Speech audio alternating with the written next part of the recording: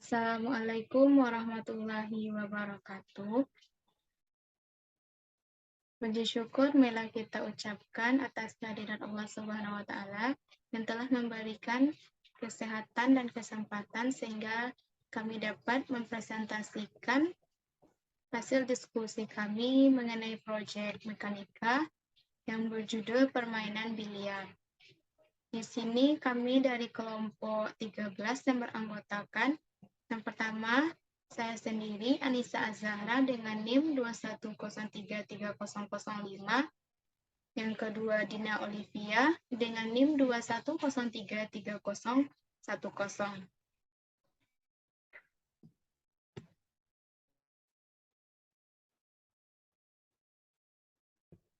Nah, pada kali ini, kami akan membahas beberapa topik materi. Yang pertama, tujuan. Yang kedua, macam-macam aktivitas. Yang ketiga, hukum-hukum yang berlaku. Dan yang keempat, kasus. Baiklah, langsung saja kita masuk kepada penjelasan. Yang pertama, yaitu tujuan yang akan saya jelaskan. Nah, tujuan dari proyek ini yaitu yang pertama, untuk menambah wawasan mengenai permainan biliar. Yang kedua, untuk mengetahui hubungan permainan biliar dengan hukum-hukum yang terdapat pada fisika. Yang kedua, macam-macam aktivitas pada permainan biliar. 1. Pukulan atau sodokan. Ada dua besaran dapat kita hitung pada saat bola utama diberi gaya, yaitu kecepatan awal, gerak bola setelah disodok oleh stik, dan kecepatan rotasi bola. Yang pertama, kita akan membahas tentang kecepatan bola setelah disodok oleh stik. Pada kasus ini, kita menggunakan prinsip hukum Newton dan hukum Hooke. Hukum Newton yang kedua, yaitu F sama dengan M dikali A. Kemudian, dengan hukum Hooke, maka min Kx sama dengan M kali A sama dengan M dikali delta V per delta T. Dengan mengasumsikan bahwa kecepatan awal bola putih adalah 0, maka persamaannya yaitu P sama dengan min K delta T per M dikali X.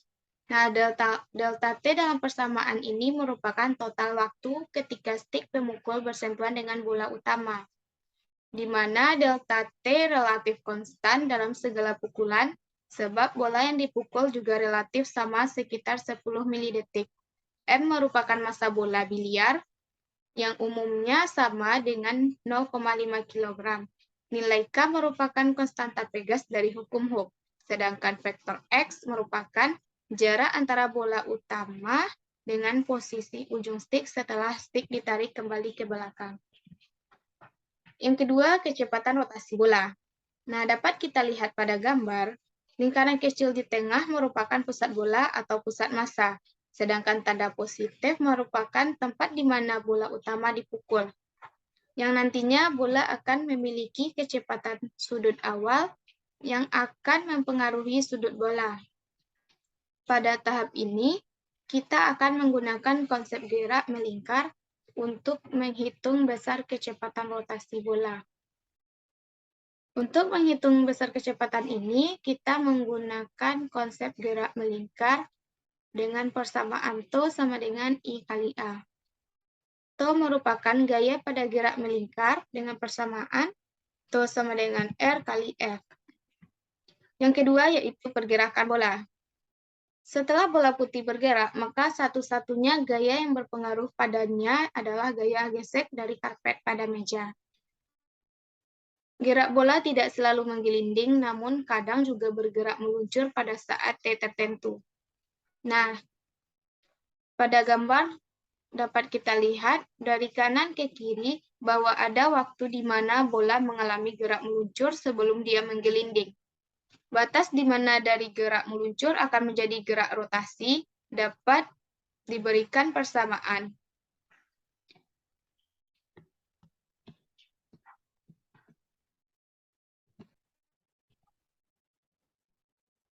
Dapat diberikan oleh persamaan yaitu mutlak Vp sama dengan R dikali mutlak omega.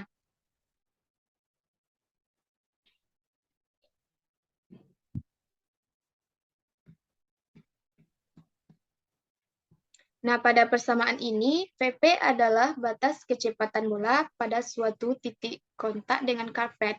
R adalah jari-jari bola, dan omega adalah kecepatan sudut. Sehingga untuk menghitung besarnya kecepatan pada suatu titik tersebut, dapat kita peroleh VP sama dengan omega dikali R ditambah V, di mana R merupakan vektor dari pusat bola ke titik yang bersinggungan dengan meja, dan V kecepatan linier bola. Karena dalam keadaan sebenarnya, gaya gesek akan sangat berpengaruh, maka dengan memakai hukum kedua Newton mengenai gaya gesek yang diawali oleh persamaan Ff sama dengan nu s dikali m kali g, di mana nu s merupakan gaya gesek, m massa benda, dan g adalah gaya gravitasi. Karena gaya gesek selalu berlawanan arah vektor dengan gerak benda, maka Ff sama dengan min nu s dikali m kali g dikali Vp per mutlak Vp.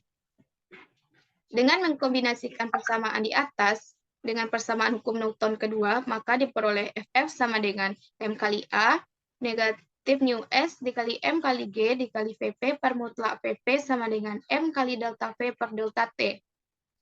Kemudian diperoleh delta V sama dengan min nu s dikali G dikali Vp per mutlak Vp dikali delta T. Nah, dari persamaan tersebut dapat kita cari kecepatan sudut untuk gerak meluncur, yaitu tau F sama dengan I dikali A. R dikali min nu S dikali M kali G kali R dikali Vp per mutlak Vp sama dengan 2/5 M kali R kuadrat dikali delta omega per delta T. Delta omega sama dengan 5/2 R kali min nu S kali M kali G kali R kali Vp per mutlak Vp dikali delta T per M dikali R kuadrat. Nah, selain untuk gerak bola meluncur, persamaan ini juga bisa dipakai untuk menghitung kecepatan pada gerak bola yang berotasi, namun dengan nilai koefisien gesek yang berbeda. Hal ini dikarenakan gaya gesek gerak rotasi akan lebih kecil dengan gaya gesek pada gerak meluncur. Yang ketiga, stop shoot. Merupakan jenis pukulan termudah dalam permainan biliar. Titik pukul stick dilakukan tepat di tengah-tengah bola putih. Efek yang dilakukan adalah bola akan berhenti di tempat jika dipukul sejajar dengan bola sasaran. Jika pukulan tidak dilakukan sejajar, lalu bola tidak akan berjalan terlalu cepat atau terlalu lambat. Yang keempat, draw shoot. Teknik ini dilakukan dengan cara memukul bola putih sedikit di bawah titik tengah. Efek dari pukulan ini adalah bola akan berjalan mundur setelah terkena bola sasaran. Ini terjadi jika bola sasaran dipukul secara sejajar. Sedangkan jika tidak sejajar, sudut pantul bola akan lebih lebar. 5. Follow shoot. Teknik ini dilakukan dengan cara memukul bola putih sedikit di atas garis tengah.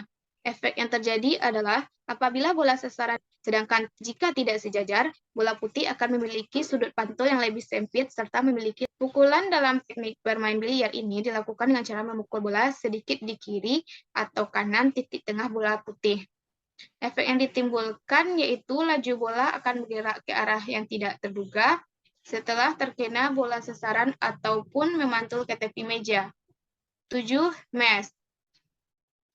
Pukulan ini membuat bola putih bergerak melengkung. Teknik ini biasanya dilakukan saat bola sasaran terhalangi oleh bola lain. 8. Jump shoot. Teknik ini membuat bola putih melompat untuk menghindari bola yang menghalangi jalur cue ball dengan bola sasaran. Teknik ini dilakukan dengan stick khusus. Caranya yaitu dengan menekan bola putih dari atas sehingga bola bereaksi bergerak ke atas. Dan yang ke-9 yaitu English shoot. Ini adalah istilah untuk memukul bola dengan menggunakan efek. Teknik pukulan yang satu ini memungkinkan bola bergerak tidak terduga. Nah, selanjutnya materi yang ketiga akan dijelaskan oleh Saudari Dina Olivia. Kepada Dina, disilakan. Baiklah, terima kasih kepada moderator. Materi selanjutnya mengenai hukum-hukum yang ada pada permainan biliar. Hukum yang pertama yaitu hukum Newton. Hukum Newton ini dikenal dengan hukum inersia, yang mana berbunyi apabila gaya yang bekerja pada benda adalah nol, maka benda yang tadinya diam akan tetap diam jika tidak ada gaya luar yang bekerja pada benda tersebut. Dan benda yang dalam keadaan bergerak akan terus bergerak jika tidak ada gaya luar yang bekerja pada benda tersebut.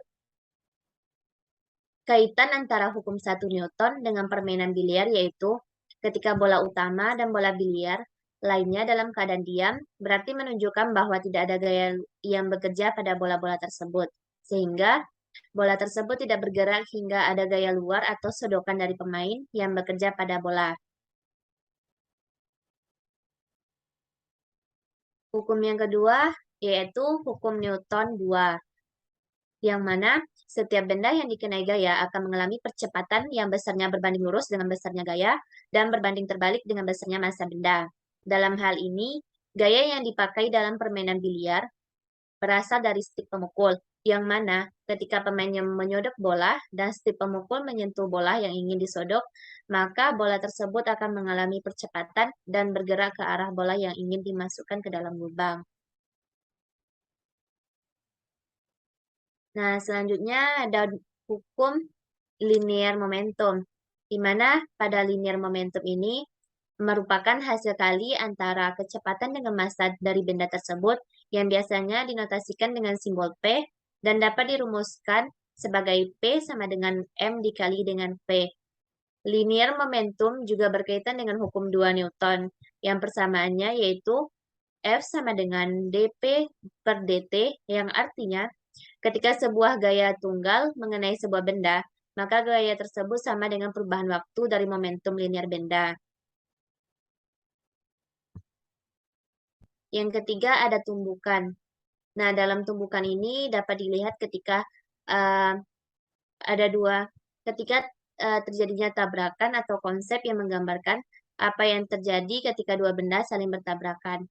Ada dua jenis tumbukan, yaitu inelastis dan elastis.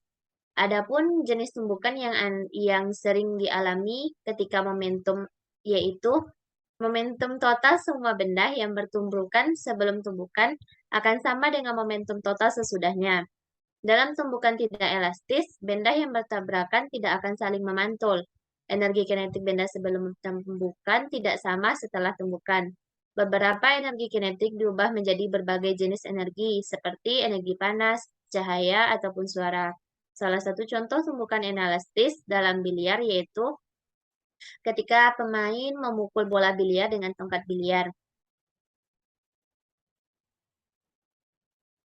Sebelum melakukan tumbukan, tongkat bergerak ke arah bola dengan kecepatan tinggi. Nah, setelah melakukan tumbukan, tongkat berhenti bergerak. Ini merupakan terjadinya transfer sebagian energi kinetik ke bola isyarat yang menggelinding ke depan, tetapi sebagian energi kinetiknya juga hilang karena gesekan antara bola dan meja sehingga menyebabkan bola menggelinding. Dapat dilihat pada gambar di bawah ini.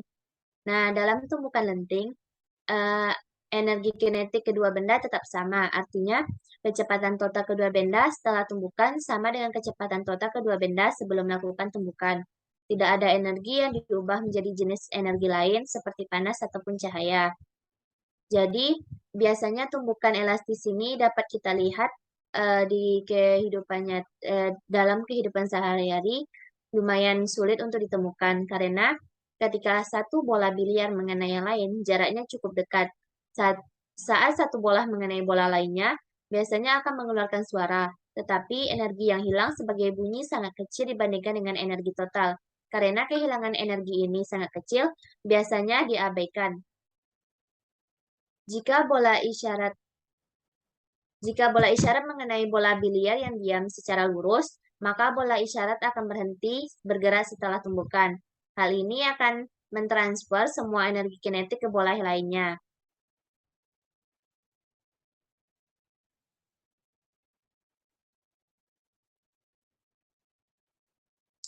Jika gaya eksternal yang bekerja pada bola biliar sama dengan 0, artinya gaya yang signifikan hanyalah gaya yang diberikan tiap bola saat mengalami tumbukan. Setelah bertumbukan, bola biliar tersebut bergerak. Karena bergerak, maka tentu saja bola biliar target memiliki momentum. Jadi, momentum bola biliar yang disodok tadi berpindah ke bola biliar target. Dengan demikian, dapat dikatakan bahwa Perubahan momentum pada kedua bola biliar setelah terjadi tumbukan disebabkan karena adanya perpindahan momentum dari satu bola biliar ke bola biliar lainnya. Yang keempat ada gaya gesek. Gaya gesek merupakan gaya tolak-menolak antara dua permukaan yang saling kontak secara langsung. Dalam permainan biliar ini, gaya gesek berpengaruh pada gerak bola di atas meja biliar. Jika tidak ada gaya gesek yang bekerja, maka bola biliar yang disodok oleh pemain tidak akan pernah berhenti atau bergerak secara terus-menerus sebelum bertumbukan dengan bola biliar lainnya, yang akhirnya kemungkinan akan berhenti setelah terjadi tumbukan atau gaya tolak-menolak. Yang kelima ada energi kinetik. Energi kinetik sebuah benda yang bergerak sebanding dengan setengah dari hasil kali antara massa dengan kecepatan kuadrat. Seorang pemain biliar harus mampu mengontrol bola biliar agar energi kinetik yang dimiliki oleh bola tidak terlalu besar ataupun tidak terlalu kecil.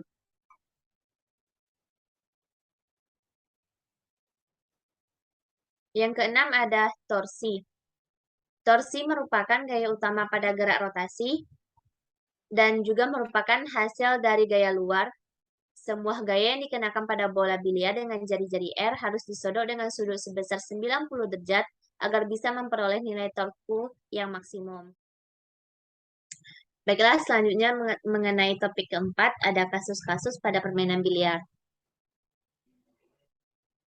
Ada beberapa kasus yang kami temukan pada permainan biliar ini. Yang pertama yaitu terjadinya miss pada saat menembakkan bola. Hal ini disebabkan oleh beberapa faktor. Yang pertama, spin yang tidak dibutuhkan. Pada saat melakukan pemukulan pada bola putih yang hendak kita pukul, ulang Lezar, salah. Bacu, Zara. saya yang ada di situ. Tunggu, Iku pun. Ulang nih apa? Ulang, tek. Anyong. Dari awal, Zar? Udah muncul, Nah. Duduk. Selanjutnya mengenai topik keempat, ada kasus-kasus pada permainan biliar. Ada beberapa kasus yang kami temukan pada permainan biliar ini, yaitu yang pertama terjadinya miss pada saat menembakkan bola. Ada beberapa faktor yang menjadi penyebab miss pada permainan biliar ini, yaitu satu, adanya spin yang tidak dibutuhkan. Pada saat kita memukul bola putih, yang kita pukul bukanlah titik tengah, tetapi malah memukul efek. Nah, sehingga terjadi spin yang tidak dibutuhkan dan menyebabkan miss. Faktor yang kedua, stance. Stance ini artinya tangan kita tidak lurus saat melakukan pemukulan maupun melakukan ayunan, sehingga hasil pukulannya miring. Supaya mendapatkan tembakan yang baik, perbaikilah stance kita dalam serta ayunan yang lurus serta tidak tergesa-gesa. Kasus yang kedua, posisi bola setelah di-shoot meleset dari perkiraan awal. Hal ini disebabkan karena kurangnya kemampuan seseorang dalam mengontrol energi kinetik bola dalam permainan. Agar energi kinetik tidak terlalu kecil dan tidak terlalu besar. Energi kinetik dari sebuah benda yang bergerak sebanding dengan setengah dari hasil kali antara massa dan kecepatan kuadrat. Seperti yang kita ketahui, kita hanya dapat mengontrol kecepatan gerak bola dan tidak bisa mengontrol massa bola biliar. Karena massanya itu memang sudah ditentukan. Hal ini menunjukkan bahwa kita harus mengontrol kecepatan ketika menembak bola untuk mendapatkan besar energi kinetik yang sesuai dengan yang dibutuhkan. Hal ini, kecepatan dalam melakukan shoot akan menentukan posisi bola yang diinginkan. Kasus yang ketiga, bola target keluar dari meja permainan. Setelah bola putih disodok dan diarahkan ke bola target, maka bola putih akan mengenai bola target. Dapat dikatakan, bola putih dan bola target ini mengalami tumbukan. Bola biliar putih setelah bertumbukan mengalami pengurangan kecepatan, sedangkan bola target ini mengalami pertambahan kecepatan. Kasus ini terjadi karena terlalu kuatnya ketika melakukan sodokan ke bola target, yang mana akan membuat bola target memiliki kecepatan terlalu besar, sehingga bisa menyebabkan bola tersebut keluar dari meja permainan. Solusi dari kasus ini yaitu seorang pemain harus memiliki insting yang tepat dalam melakukan sodokan agar kecepatannya ketika terjadi tumpukan dengan bola target tidak terlalu besar. Kasus yang keempat, bola target tidak masuk ke dalam lubang. Hal ini terjadi ketika melakukan pukulan antara bola putih dengan bola target terlalu lembut atau kurang keras, di mana akan membuat bola putih dan bola target bersentuhan lebih lama, yang memberikan lebih banyak waktu untuk terjadi gesekan. Sehingga bola target tidak bisa masuk ke lubang. Solusi dari kasus ini, ketika melakukan pukulan antara bola putih dan bola target, dilakukan dengan keras dan dengan memperhatikan sudut potong yang tepat ketika melakukan pukulan. Hanya ini yang dapat kami sampaikan.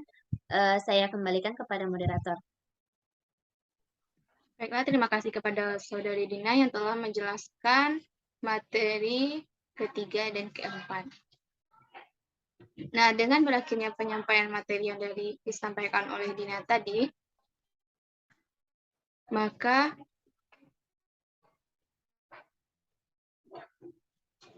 berakhir pula presentasi dari kelompok kami. Sebelum mengakhiri presentasi, di sini kita dapat menyimpulkan beberapa kesimpulan, yaitu yang pertama, olahraga biliar tidak bisa lepas dari konsep-konsep fisika.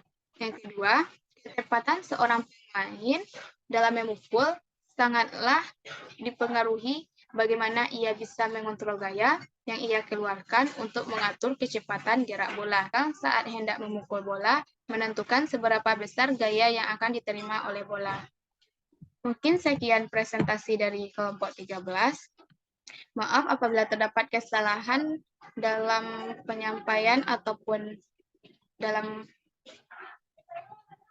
menyampaikan materi. Kami dari kelompok 13 mengucapkan minta maaf. Kami akhiri. Wassalamualaikum